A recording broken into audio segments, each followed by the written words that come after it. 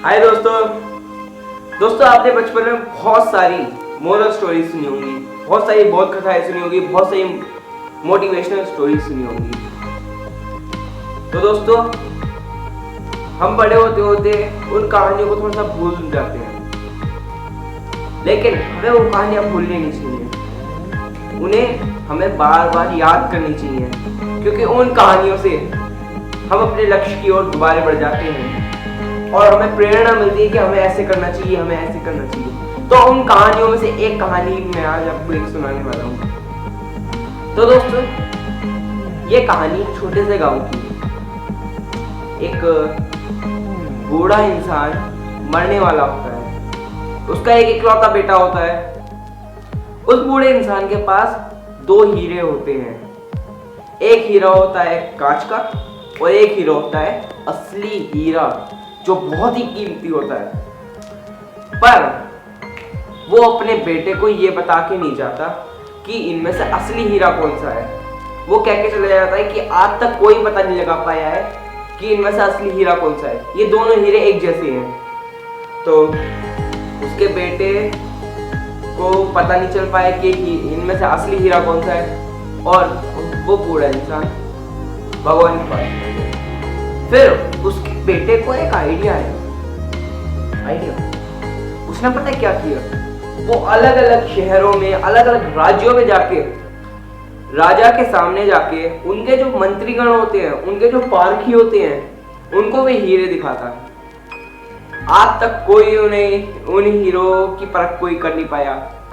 वो उनके सामने जाके एक शर्त रखता था कि अगर आपने इन दोनों में से पहचान लिया क्या असली हीरा कौन सा है, तो ये हीरा मैं आपको दे दूंगा। लेकिन अगर आप पहचान नहीं पाए तो इस हीरे की जितनी कीमत होती है उतनी आपको मुझे देनी होगी। तो वो अलग अलग राज्यों में जाने लगा। कोई भी राज्य, कोई भी मंत्री, कोई भी पारखी इसकी पहचान नहीं कर पाया। तो वो आदमी बहुत धनवान हो गया, क्योंकि अलग अलग राज्यों में जाता कोई इसकी पहचान ही नहीं कर पा रहा। तो एक बार की बात है, वो एक राज्य से अपना सारा धन लेके आ रहे थे। तो उन्हें आते आते एक छोटा सा राज्य दिखा। छोटा सा राज्य था, गर्मी का मौसम था, ठीक है।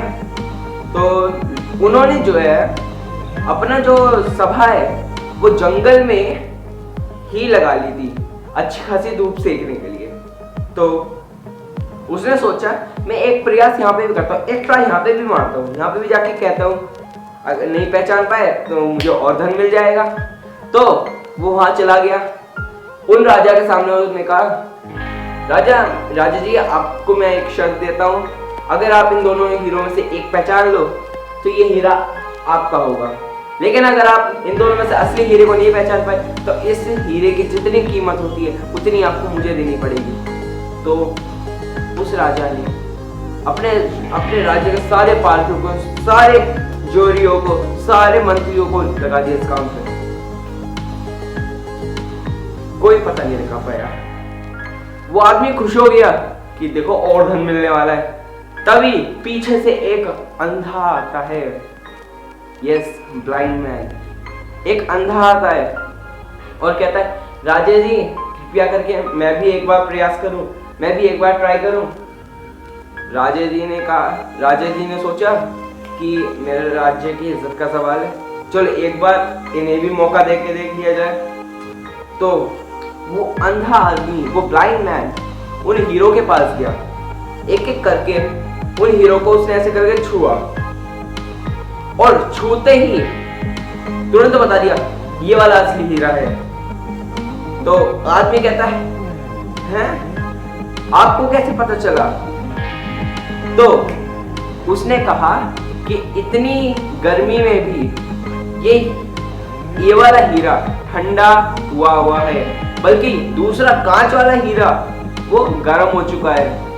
तो दोस्तों इस कहानी का मोरल क्या है? इस कहानी से हमें क्या शिक्षा मिलती है? जो विपरीत परिस्थितियों में भी हीरे की तरह ठंडा रहे वो हीरा होता है, और जो विपरीत परिस्थितियों में गर्म हो जाए, जो क्रोध से भर जाए, वो कांच होता है। तो दोस्तों आपको हीरा बनना है, कांच नहीं। तो दोस्तों अगर आपको मेरी एक कहानी अच्छी लगी हो और सब्सक्राइब मारो।